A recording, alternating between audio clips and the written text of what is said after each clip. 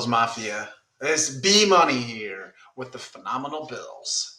And if you thought for 1 second of your entire life or your existence that Ken Dorsey was going to get out of here without some smoke, you're on a different planet. Because the one person on this entire team, in this entire franchise, of all the players, of all the coaches, this entire organization, the person who failed us the most was Ken Dorsey. Plain and simple, it was Ken Dorsey. And number one, we're not going to be the type of fans who sit there and waller and cry about our loss. Hell no. We're going to sit back. We're going to go into compartmentalizing that and moving the fuck on. But number one, I'm not leaving this goddamn planet without getting Ken Dorsey's ass on point for the firing line. That guy was literally in an interview the week that we had the toughest game of our entire year. Can you believe that? That right there is a fireable offense, in my opinion, for the position Ken Dorsey was coming from.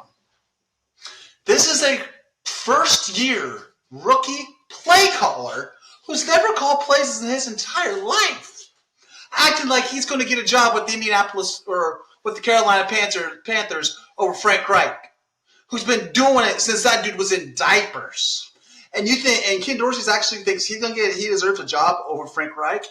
Hell no, he doesn't. The first question on that entire interview process to determine whether Ken Dorsey was an appropriate fit for the hire was, hey, Ken Dorsey, here's an interview for you. Would you like to come take the job? As soon as he said yes to that question, he failed the damn interview. The appropriate and correct answer for that question is, hell no, Carolina Panthers. You know what I got to do? I got the biggest game of our season coming up. I got the Cincinnati Bengals coming up. I got a three-headed monster with their wide receivers. So I got to outduel. I got Lou Arenado, the defensive coordinator for the Cincinnati Bengals, who's a practical fucking mastermind. I got to outduel. I do not have time to figure out your receivers, your running backs, and which coaches you're going to have. I don't have time to put that in a proper place and show you how I would use your offense if I was to become head coach there. That was the appropriate answer. As soon as he said, yes, I'll take that job interview, you're fired. The problem with Ken Dorsey, right off the bat, let's just get right into it, man. Let's just get right the fuck into it. Number one, y'all, please oh shit, I gotta control myself. Like and subscribe to the channel. There's gonna be plenty more videos coming up. Finally getting the world set up in here for fun. And I'm gonna be doing this throughout the season. So, Ken Dorsey, you gotta think about, let's just get into like the brain aspects and the time management aspects. Not just the X's and Y's on the battlefield out there. Let's get into actually what comes into place before you get into the X's and Y's. Think about whenever he's taking a job interview. You guys have done job interviews. I've done job interviews. And I crush every goddamn job interview I do. But you know what happens when you do those job interviews? It takes a significant portion of your time throughout the week and of your mind stress and of your anxiety and confidence level. When you do a job interview, do you not prepare notes? Do you not prepare what makes you good for that job? Why you would be good in that job? And how you would sell the product or be accountable in your position? That's exactly what Ken Dorsey had to do for that Carolina Panthers interview. And when I do that just for a regular damn interview, that can take like 15 minutes, 30 minutes, an hour. I spend several hours, a few days, a week, hopefully 2 weeks preparing for that certain role for the company. So we got 1 week to prepare for the Cincinnati Bengals. And Ken Dorsey is setting a number of time to prepare his appropriate answers for that position. How he would use the receivers, how he would use the running backs, how he used the quarterback. And it showed whenever we played on Sunday. Ken Dorsey, you failed us. You failed us. And something else that it means is the instant that this cocksucker, excuse my appropriate language, okay, as soon as he gets the opportunity to jump ship, get a head coaching position because he does good one damn year, the dude's gone. He's gone. And guess what? We got to start all over. I don't want to do that. I know we got a Super Bowl window. We have a Super Bowl window. A peak Super Bowl window. With Josh Allen, our window's always open. We got a window for the next 15 years. Peyton Manning didn't get his Super Bowl for the first 8 years playing with the Colts. So we always got our window open with him. But you got to think about it. Ken Dorsey, dude, he came up with a silver spoon. He came up quarterbacks coach for Josh Allen, who was getting quarterback coached by, I can't even remember his name right now, but he's always on ESPN talking. He's the one who really helped Josh Allen get to where he is. So start out with Josh Allen, quarterback coaching for Josh Allen. Next thing you know, Ken Dorsey was so badass, he got to go be the coach of the Giants, and it's been incredible there. And you can see what he's done with the quarterback and the Giants. And so next man up is Ken Dorsey. And I was for the hire. I was for it. I was actually glad we got to get him. But the reason for that is because I was like, hey, man, maybe he's an offensive genius. Maybe we hit it lucky and he's going to be an offensive genius. But guess what, boys and girls? He was not. He was not an offensive genius. It's clear as day the coaching staff has to be replaced. And do you honestly want to spend a portion of your Super Bowl window, Coach McDermott, Brandon Beane, waiting on Ken Dorsey to finally become a great offensive play caller? And then if he does, as soon as he does, he's going to take that ship and run and leave the team. Do you want to spend that time waiting on him? Hell no. Ken Dorsey needs to start out appropriately in the college, become an offensive coordinator in college for a few years, become great, then work your way up to becoming a damn head coach, okay?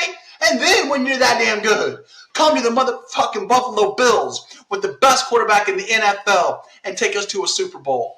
That's when you get to come up, bro. Nothing against you, Ken Dorsey, but we Bills fans, man, we lived through an 18-year playoff drought. I've been a fan for 30 years. I think you're a cool, great guy, but I'm trying to do what it takes to win now, and I see a common sense solution to a practical problem of making our offense capable of the pieces that it has in place, and you're not a part of that. The goal here right now is to do similar to what we did with Leslie Frazier. There's coaches out there who have been good enough, offensive coordinators, to work themselves up to a head coaching position. And then once they were head coach, they sucked at being a leader of men and controlling the whole staff, and they got fired. That's the type of guy who's we need to be looking for. Just for an example, Cliff Kingsbury. He's out there. He's on vacation with some hot-ass girlfriend of his. You're welcome. Love y'all. Mwah. But that's just an example. And what's beneficial about that is once we get a failed head coach as our offensive coordinator, he's already failed at being a head coach. So nobody wants to come in there and hire him to be the head coach. So now we got another Leslie Frazier who's just doing interviews, but not getting the job because they've seen it done before. And we get a solid offensive coordinator for many years to come. Coming into the season, we knew Ken Dorsey was the problem. We knew Ken Dorsey was the question mark. And at the end of the day, this is what we're working with, Coach McDermott, Brandon Beane. This is what we're working with. I love my team. I love y'all. I love Jordan Poyer, Matt Milano, Josh Allen, man, Devin Singletary, James Cook. I love everybody on our team, and I love our coach. I'm down to keep Coach McDermott. But at the end of the day, when you put a blueprint on the wall, Look at the people we're going up against and think about the differences. How do you feel with Ken Dorsey going up against Andy Reid's offense? That guy can coach a one-legged Patrick Mahomes to beating a playoff team. Look at the way Andy Reid schemes his wide receivers, opens, made a fucking freakazoid out of Isaiah Pacheco. Look at McKinnon. Where's number one? He's a wide receiver / running back. Who then knows what the hell he is? But as a person who had him in fantasy, he was doing dog shit at the beginning of the year. End of the year, the dude's getting 22 to 34 points a game just because of the creative ways he was being used. Think about, okay, so Andy Reid, fail. We can't do it, Coach McDermott. We can't do it. Ken Dorsey cannot compete with Andy Reid. Fact of life. With or without Mahomes. That's a dangerous company to be with. Come on, man. Then think about Doug Peterson with Trevor Lawrence. You saw what Doug Peterson did with Trevor Lawrence when they were down 27-0. Okay. Mike Shanahan with the 49ers. He's got the last pick in the draft. 7th round quarterback taking the team to the Super Bowl potentially. And if you watch their games, it's insane the amount of cross routes, over the middle routes, slant routes, and underneath pass routes to their running backs that they run with the option of the quarterback and taking off, keeping the ball and taking it off. Exactly what we need. Ken Dorsey, bro, you don't hold a candle to him, and you know it. Damn.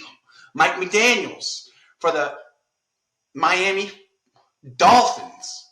Look what Mike McDaniels did, dude. With 2 crappy quarterbacks. Tua is dog shit as a quarterback. But look at what they did to us in taking our team to the wire in the playoffs. Even look at Kellen Moore, the offensive coordinator over there for the Dallas Cowboys. If you watch any of these games, you see creativity, trickery, and ingenious ways of calling the plays, and Ken Dorsey doesn't hold a candle to them because he hasn't had the practice or the knowledge and the know-how to do it. And he needs to learn. But let's not let him learn on the job, guys. Let's not let him learn on the fucking job. We did 0 trick plays all year. 0 trick plays. God damn. And you know why? Because Ken Dorsey was never ahead in future casting of the plays. He was never 1, 2, 3, 4, 5, 6, 7 plays ahead to where he thought he had a trick play to throw out. If you're playing basketball or if you're ever in boxing, I grew up a fucking state wrestler. If I'm trying to get a single leg, what you're gonna do is you're gonna pump fake. You're gonna snap the head down.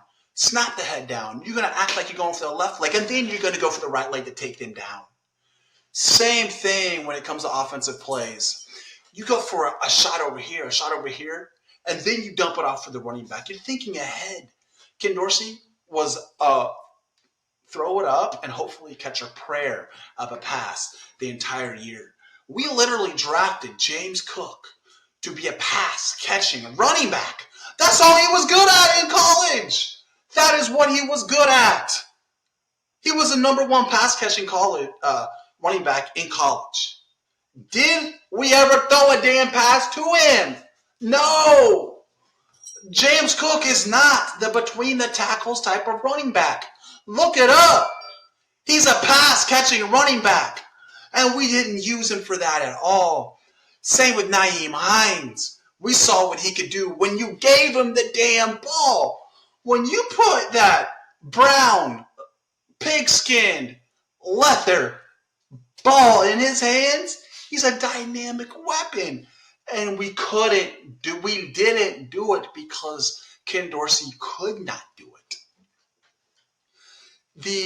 We need, when it comes to offensive coordinator and defensive coordinator, we need a fresh, mainly offensive coordinator. I'll get into defensive coordinator with Leslie Frazier in a little bit.